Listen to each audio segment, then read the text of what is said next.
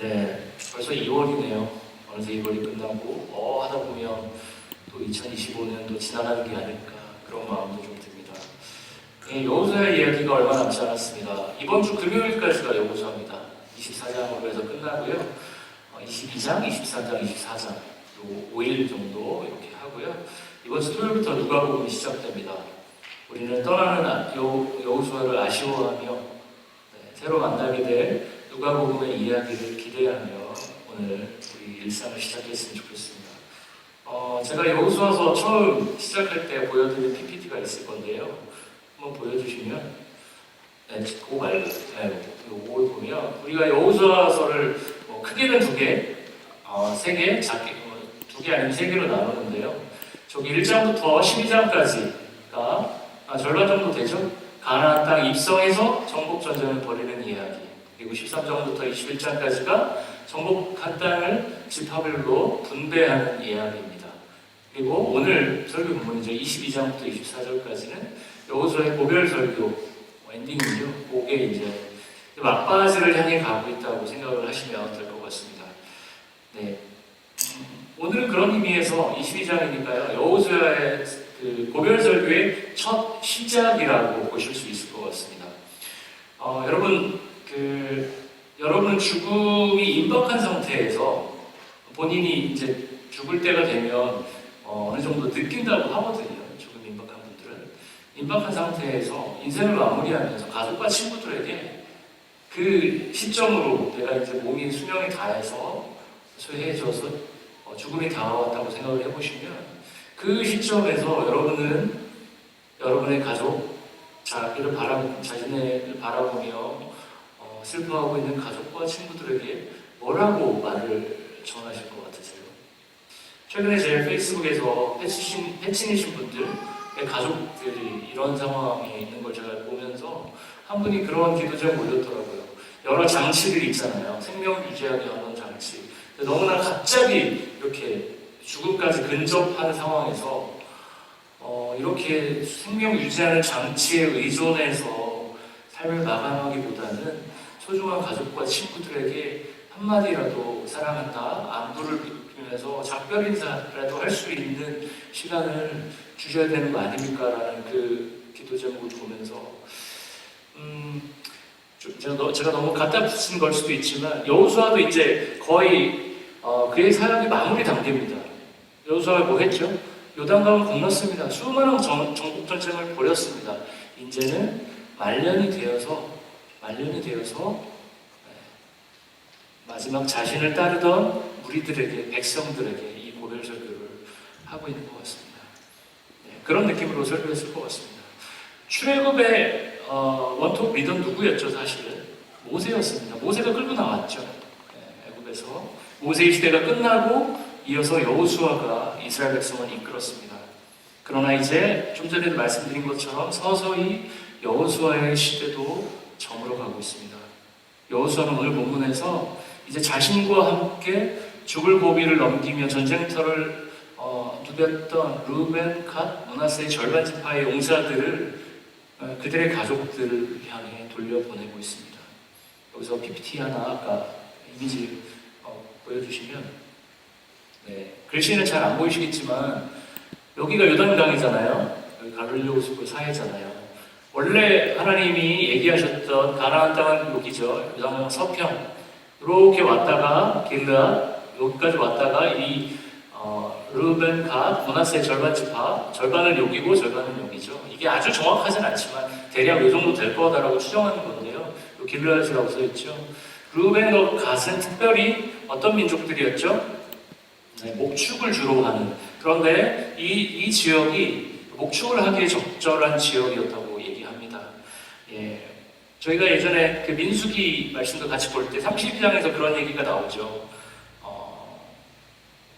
여기서 이렇게 해서 들어가잖아요, 요단강을. 그런데 여기 루벤과 갓지파의 리더들이 이 땅을 우리에게 주십시오. 여기까지 안 가도 되고 여기까지 주십시오.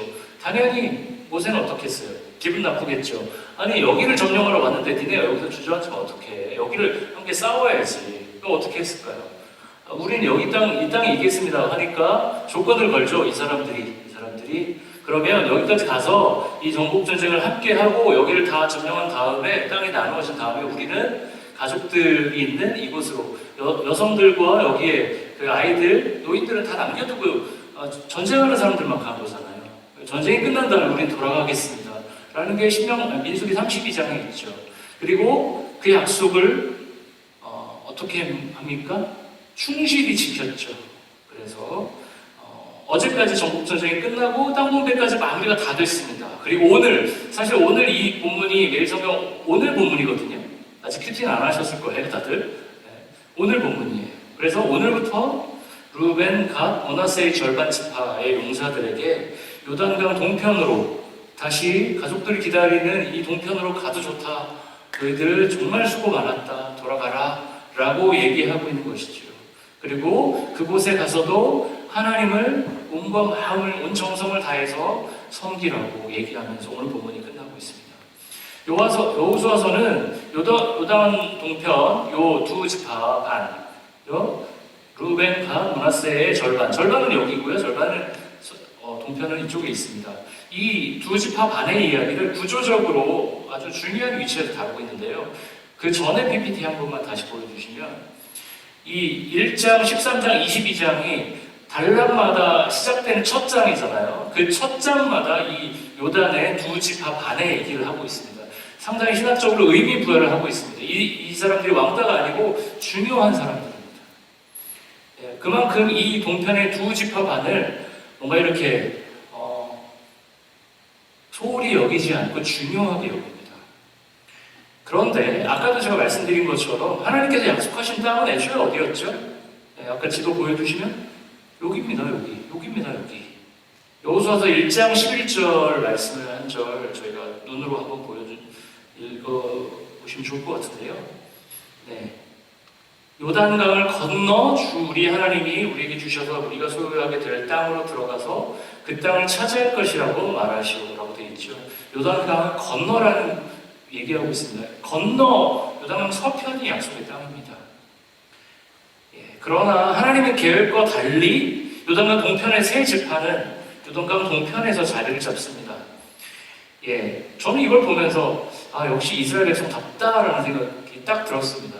한 번에 하나님이 명령하신 대로 알겠습니다, 순종하겠습니다 하고 딱딱 들었던 적이 몇 번이나 있나요? 저는 성경에서 구약성경에서 많이 못 본 것 같습니다. 그런데 우리들도 그러죠. 하나님은 고사하고 우리를 키워주신 부모님이 우리들에게 어떤 너가 이렇게 컸으면 좋겠다, 어떤 계획들, 부모님의 계획들이 다 있으시지 않았나요? 저도 있었습니다. 저는 부모님이 예전에 얘기한지 모르겠지만 저는 부모님께서 저를 그렇게 초등학교 교사를 시키고 싶어 하셨어요. 그렇게 교대를 꼭 가서 초등학교 교사가 세상에서 제일 좋은 그 아이들에게 정말 어떤 성경적인 세계관을 심어주고 아이들에게 사랑해주고 그게 최고의 직업이다. 그리고 뒤에는 요즘에 초등학교 교사가 없으니까 남자들은 40대 교장이 될 수 있어라는 흑심도 좀 있으셨어요. 직업적 안정성. 저희 어머니의 생각이셨는데 근데 딱 봐도 제가 어울리나요? 한 번도 생각한 적이 없고 한 번도 교대를 가야겠다고 생각한 적도 없고 결국 지원 안 했죠.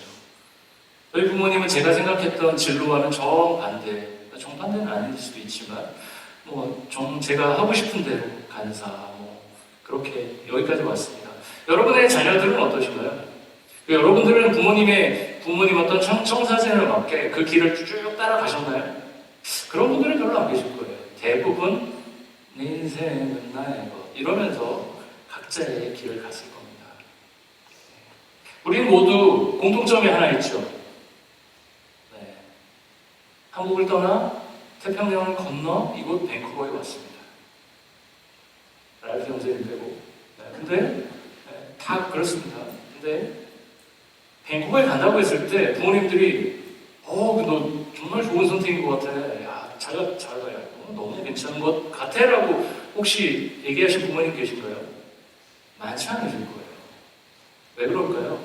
당장에 물리적으로 자녀들과 떨어지고 손주들과 멀어지는 걸 반기는 부모님들 계실까요? 네. 섭섭하시겠죠. 그러나 우리는 또 부모님의 계획과는 상관없이 우리의 길을 찾아서 왔습니다. 민수기 32장에서 하나님의 계획과 관계없이 르우벤, 갓, 므낫세 절반 지파가 요단강 동편에서 자리를 잡으려고 하죠. 그런데 그 계획에 대해서 모세가 어떻게 반응합니까? 수정된 제안, 끝까지 싸우고 돌아가겠습니다라고 하는 그 제안에 모세가 오케이 합니다. 그리고 오늘 본문에서 여호수아는 요단 동편을 약속받은 그 세 지파를 축복하면서 돌려보내고 있습니다. 오늘 본문은 하나님이 우리 인간들의 어떻게 보면 제멋대로의 선택, 자의적인 선택, 자기 마음대로 그냥 자기가 좋아하는 거대로 그냥 튀어나가는 우리의 본능적인 선택 앞에서도 하나님께서 우리에게 얼마나 인격적으로 반응하시는지를 보여주십니다. 하나님께서는 우리의 인간적인 선택에도 불구하고 우리를 존중하시고 우리의 길에 동행하십니다. 여러분, 태평양을 건너서 밴쿠버에 오는 게 하나님의 뜻이었다라고 확신하실 수 있습니까? 그건 아무도 몰라요, 사실. 하나님만 아실 거죠. 그렇지만 하나님은 그 길을 막지 않으셨습니다. 그리고 그 길을, 우리의 길을 추적하시면서 우리를 보호하시고 우리와 동행하시는 분이 하나님이시죠. 여기 자녀를 키우는 부모님들이 대부분이시네요. 다 그러시네요. 안 계신 분 한 분도 오늘 대학생들이 못 와서. 사실 아까 말씀드렸지만 우리 아이가 우리 부모들이 그려놓은 그림대로 움직이지 않을 때 부모들은 화가 납니다.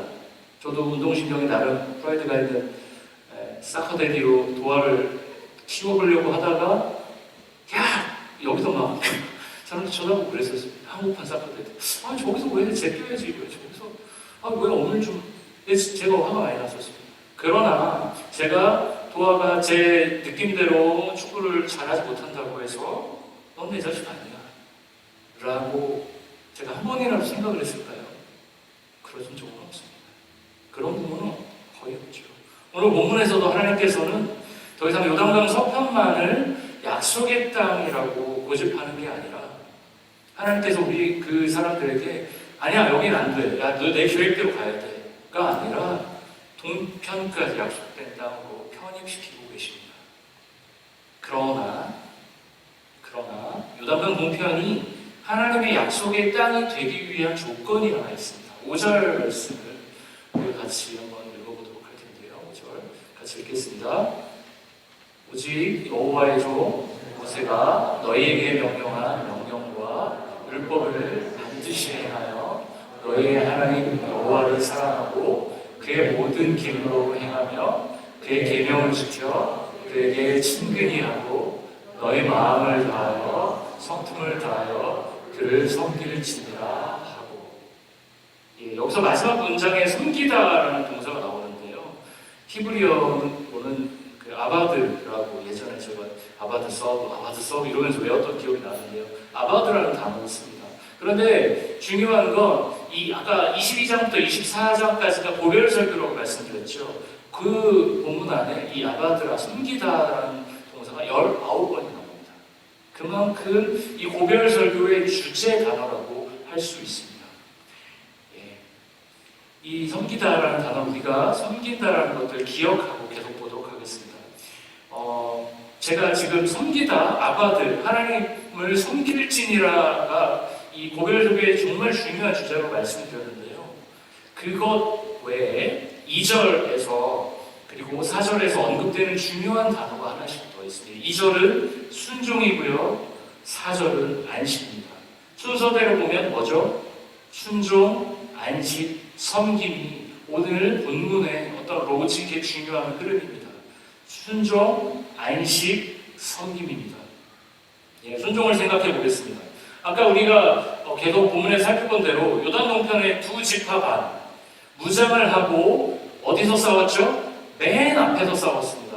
저는 사실 이게 굉장히 여기서 관찰 질문, PBS를 하다 보면 관찰 질문 들잖아요. 몇 명이 참가해서 몇 명이 귀환했을까? 물론 기록은 없습니다. 저 그게 궁금했어요. 맨 앞에서 싸웠으면 내 생각엔 절반은 죽었을 것 같은데. 그렇지만 하나님이 함께 하셨으니까 희생자는 많지 않았겠지라고 신학적으로 수정을 해보고요. 그런데 어떻게 했어요? 맨 앞에서 싸우겠다고 했어요. 우리가 죽기를 각오하고 싸우겠다고 했어요. 그런데 그 땅을 차지해봐야 어떤 땅이죠? 자기들의 땅도 아니에요. 그 땅이 나한테 떨어지면 어떤 아빠들도 목숨을 걸고 싸울 거예요. 자기 자식을 위해, 아내를 위해, 자기 부모를 위해. 그런데 그 승리를 이끌어도 그 땅은 자신들에게 떨어지지 않아요. 그런데 목숨을 걸고 맨 앞에서 싸웠죠. 목숨을 내놓는 것보다 온전한 순종이 더 있을까요? 세번역으로 보면 3절을 보면 여호수아는 요단강 동편 두 지파 반이 당신들의 결례를 저버리지 않았다라고 얘기하고 있어요. 당신들의 결례를 저버리지 않았다. 섭 한 땅을 차지해봐야 자기들의 몫도 아니에요.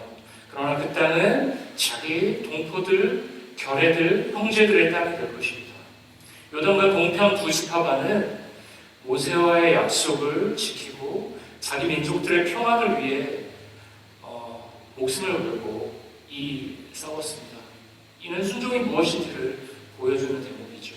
순종은 하나님과의 약속을 철저히 따르는 삶의 자세입니다. 하나님과 함께 있을 때, 붙어 있을 때 살고요. 하나님과 떨어져 있을 때 죽을 수밖에 없는 운명이라는 것을 온 몸과 마음으로 인정하며 살아가는 태도입니다. 더불어서 먼저 순종했을 때 그 순종이 바로 내 이익과 결부되지 않아도 주 안에서 한 형제인 자들을 위해 자기의 소중한 것, 때로는 목숨까지 내놓으면서 살아가는 태도가 바로 순종입니다. 이 순종의 사람들에게 여호수아는 순종한 것에 대해서 오늘 충분히 격려하고 있어요. 너희들이 최선을 다해서 당신들의 결례를 배신하지 않고 충성스럽게 간 것에 대해서 내가 칭찬한다. 그리고 이 순종의 사람들에게 여호수아는 오늘 9절 말씀을 통해서 섬김에 대해서 얘기하고 있습니다.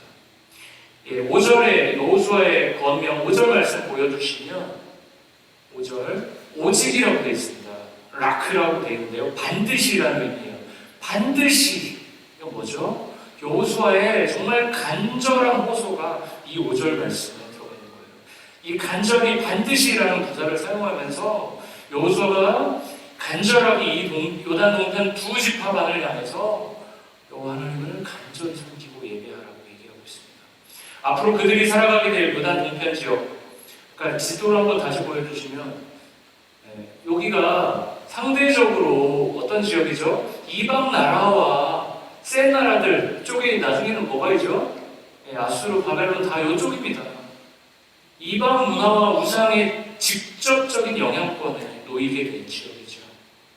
요단강이라는 그 자연 지형으로 인해서 원래 그 이스라엘 백성들과의 거리는 이게 생기겠죠. 자연 지형이 있어서. 오히려 이방 우상 문화에 더 노출되는 고립되기 쉬운 지역입니다. 그래서 오히려 배교의 길을 갈 수도 있는 가능성이 큰 지역입니다. 그래서 여호수아는 두 지파 반에게 6가지로 5절 말씀 보여주시면 띄워주시면 6가지로 권면을 하고 있습니다. 첫째는 모세의 명령과 율법을 행할 것, 둘째는 이스라엘의 하나님 여호와를 사랑할 것, 셋째는 그의 모든 길로 행할 것, 그리고 넷째는 명령을 지킬 것, 다섯째는 하나님을 가까이 할 것, 여섯째는 마음을 다해 하나님을 섬길 것. 오늘의 주제 그 섬김이죠. 이렇게 6가지입니다. 그 중에서 여기서 사랑한다, 여호와를 사랑한다라는 표현, 아하브는 언약적인 의미를 갖고 있습니다. 언약. 이스라엘과 여호와는 언약을 맺었기 때문에 언약의 당사자로서 이스라엘은 여호와만을 사랑해야 된다는 거죠.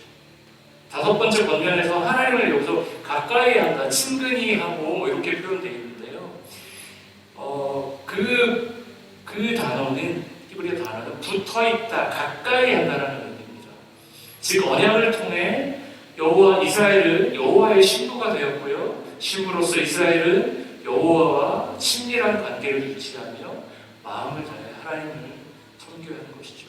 우리가 결혼할 때 뭐 하죠? 서약하고요. 반지를 낍니다. 결혼 반지를 낍니다. 저희 아내는 결혼 반지를 끼고 있는데 저는 안 끼고 있죠. 죄송하지만 제가 2번이나 잃어버렸습니다. 반지를 낍니다. 서로에게 이게 약속이죠. 이게 있어야 되는데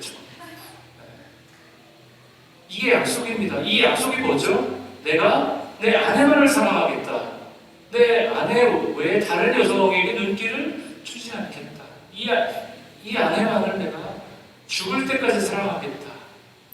이게 오늘 여기 나와 있는 여호와와 이스라엘의 언약의 관계입니다. 우리가 언약을 하고 결혼할 때 언약을 하고 서로 사랑하겠다고 약속하고 서로만을 섬기겠다, 진심으로 서로만을 섬기겠다라고 하는 그 약속을 잊지 말라고 오늘 여호수아는 동편으로 떠나는 이 두 지파가 백성들에게 하고 있습니다.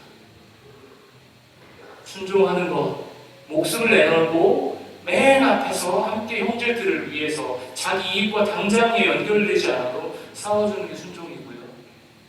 섬기는 무엇이죠? 하나님과 바짝 붙어서 내가 이 존재만을 사랑하겠습니다. 아까 지도 보면 바벨론, 아수르, 다 모압, 시리아, 다른 여러 나라와 이제 맞닿아서 이방의 문화들을 섬길 수밖에 없는 위치에 있는 그 요단강 동편으로 가는 민족들에게 여호수아가 얘기하고 있습니다. 절대 눈 돌리면 안 돼. 하나님을 사랑해 라고 얘기하고 있는 것이죠. 그게 바로 섬김이라는 것이죠. 그런데 그 중간에 제가 아까 뭐라고 했었죠? 순종과 섬김 사이에 안식이 있다고 얘기하고 있습니다. 오늘 본문을 보면 너희들이 안식하라고 얘기하고 있습니다. 여호수아가 너희들이 순종했다, 안식해라라고 얘기하고 있습니다. 안식하면 어떤 이미지 떠오르십니까? 안식. 푹신한 소파에 딱 누워서 아니면 침대에 딱 누워서 리모컨을 들고 TV를 쫙 보는 장면. 저는 그거 안식이라고 생각합니다. 제가 그건 안식이 아닙니다 이렇게 얘기하고 싶지 않아요. 저도 그런 거 좋아하고요. 편안한 파우치에 쫙 누워서 리클라이너에, 저도 나중에 집을 만약에 사게 되면 리클라이너 하나 사고 싶은데 얼마나 좋습니까? 저 안식이에요. 그거 안식이죠.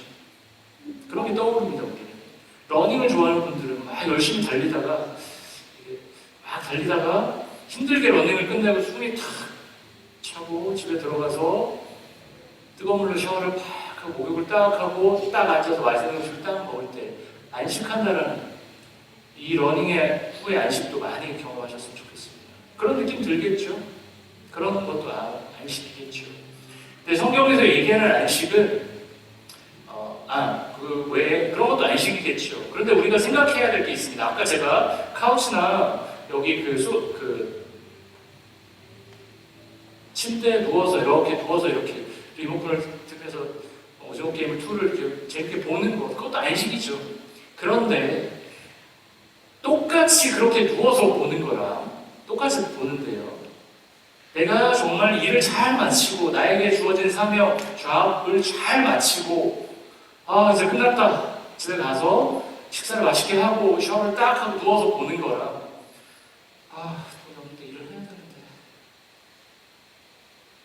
지금 뱅콕하우스가 달랑달랑한데 내가 일을 해야 되는데 잡이 구해지지 않아서 어쩔 수 없이 카우치에 누워서 오징어 게임을 보는 거랑 둘 중에 뭐가 안식일까요? 성경은 명확하게 얘기하고 있어요. 성경에서 안식은 그냥 일을 놓고 쉬는 것을 의미하는 게 아니라 맡겨진 일을 성실히 마친 후에 찾아오는 휴식이 바로 안식입니다. 하나님이 천지를 창조하신 후에 취하신 것이 뭐였죠? 안식이었습니다. 그런 의미에서 안식은 하나님께서 원하시는 삶의 순종이 이어질 때 따라옵니다. 하나님께서 부여해 주신 일과 사역에서 최선을 다하다가 쉬는 시간이 시작될 때 우리는 안식을 누릴 수가 있습니다. 그런 의미에서 오늘 본문에서 순종과 섬김 사이에 안식이 있는 것은 시사해주는 바가 저는 있다고 생각합니다. 분명히 요단강 두 지파반은 오늘 온전한 순종을 통해서 안식의 시간을 가질 자격이 부여되었습니다. 그러나 그들의 안식이 온전해지고 다음 안식을 계속 온전히 갖기 위해서는 하나님에 대한 온전한 섬김이 전제가 되어야 합니다. 순종, 그 다음에 뭐죠? 순종 이후에 안식의 시간이 찾아옵니다. 쉬어도 됩니다. 여러분, 제가 한국에서 빡세게 섬기시다가 여기 오신 분들한테 제가 교회 일이 아무리 있어도 그냥 쉬십시오라고 하는 것은 순종의 삶 이후에 우리에게 안식이 필요하기 때문입니다. 순종, 안식, 그런데 안식의 시간이 끝난 다음에 뭐가 또 있어야 되죠? 오늘 본문의 구절처럼 섬김의 시간이 다시 찾아와야 합니다.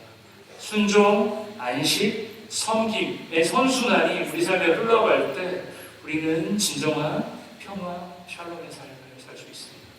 저는 그런 생각합니다. 울타리 지기분들 한 사람 한 사람 한 가정 안정 챙기고 막 힘들거든요. 에너지도 많이 쓰고 제대로 하려고 하면 힘들거든요.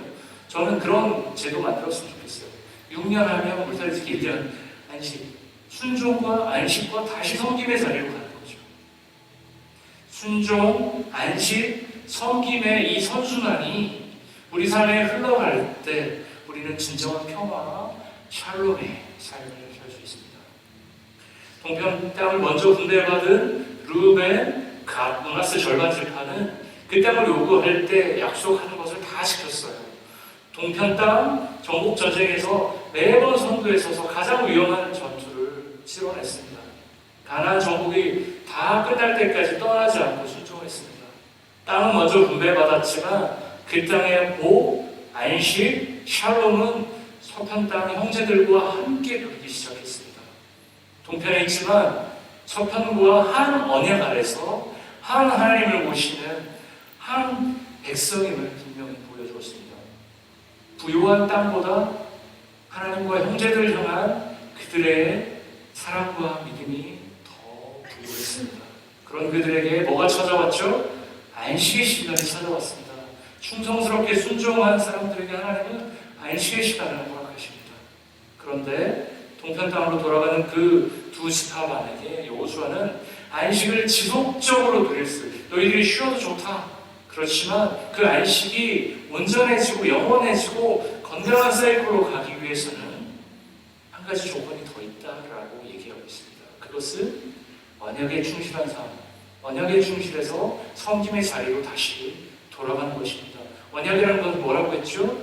결혼 상대자에게 충성을 다하는 것처럼 하나님을 섬기는 삶이 그 안식으로 끝나는 것이 아니라 그 섬김의 삶으로 다시 가야 순종과 안식과 섬김의 이 선순환이 온전히 하나님 나라 백성으로 살게 해준다는 것이죠.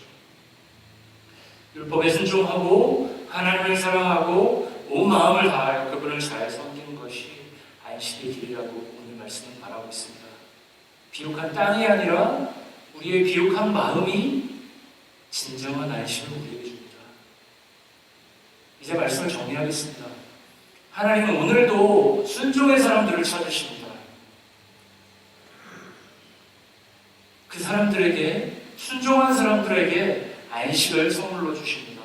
그러나 그 안식이 두 번째, 세 번째 안식으로 이어지려면 하나님과 우리가 맺은 언약을 기억하며 하나님을 온전히 섬기는 삶을 오늘도 우리는 살아가야 합니다. 하나님 없이 얻는 안식은 피상적이고 제한적이고 불완전합니다.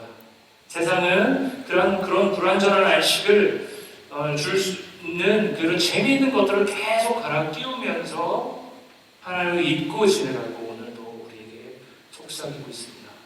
그러나 그 길은 결국 죽음의 길이고 소멸의 길입니다. 순종과 안식과 섬김의 사이클로 사는 것은 귀하고 아름답고 행복한 일이지만 자주 가시밭길을 마주합니다. 오늘 본문 이후에 바로 어떤 사건이 하나 벌어집니다. 오늘 본문 이후에 요단강 동편으로 가는 두 지파가 어떻게 할까요? 가다가 뭘 하죠? 제단을 하나 쌓습니다. 제단을 하나 쌓죠. 그런데 어떻게 되죠? 요단강 서편에 있는 아홉 지파 반이 제단을 쌓았다고 우상숭배하는 거 아니야? 아간의 죄 때문에 한 번 된통 경고를 받았던 이스라엘 백성들은 이 당시에 정말 긴장하고 살았던 것 같습니다. 걔네들 이상한 짓 하는 거 아니야? 라고 가서 진상 파악을 합니다. 그리고 이 요단강 동편의 두 지파가 그런 거 아니야.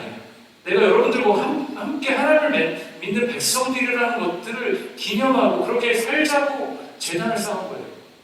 잘못하면 전쟁이 일어날 뻔했어요. 이렇게 서로 진상규명을 하면서 화해하고 오해를 풉니다. 얼마나 억울했을까 싶어요. 최선을 다해서 그 목숨을 걸고 당신들을 위해서 싸워줬고 이제 가서 하나님 열심히 섬기겠다라고 재단을 만들었는데 당신 이상한 짓 하는 거 아니야? 라고 오해를 받았어요. 얼마나 저는 진짜 속상했을 것 같아요. 얼마나 오해했을까요? 이 오해는 잘 풀렸지만 순종과 안식과 섬김의 길을 순전히 가더라도 오해와 공격은 있을 수 있다는 것을 오늘 본문은 계속 얘기해주고 있습니다. 사랑하는 주일교회 성도 여러분, 먼저 순종의 기쁨을 누리시는 저와 여러분 되시기를 축원합니다. 그리고 이어지는 정말 순종하다가 지치고 힘들 때 내가 이제 쉬어도 되겠다 싶은 순간에 하나님께서 우리에게 주시는 그 안식의 기쁨도 충만히 누리셨으면 좋겠습니다. 저도 그랬으면 좋겠고요. 그리고 그 안식 이후에 하나님과 거리두기를 하면서 저 이제 쉬니까 너무 좋네요. 다시는 그 자리로 안 갈게요 라고 자리 까는 게 아니라, 거리두면서 지내는 게 아니라 쉰 이후에 다시 섬김이라는 기쁨의 자리로 돌아오시는 여러분 되시기를 축원합니다. 때로는 가시밭길이어도 때로는 돌길이어도 주님이 우리와 함께 하시고 여러분 옆에 믿음의 동역자가 있기에 우리는 그 길을 갈 수 있습니다. 순종과 안식과 섬김의 그 아름다운 사이클이 여러분의 삶에 가득하기를 축원합니다. 그래서 우리가 태평양을 건너 도착해서 살아가는 이 땅이 하나님께 우리가 온전히 쓰임받는 그 약속의 땅이기를, 이 밴쿠버가 그 약속의 땅이기를 축원합니다. 그렇게 살아가시기를 소망합니다. 말씀을 마치도록 하겠습니다.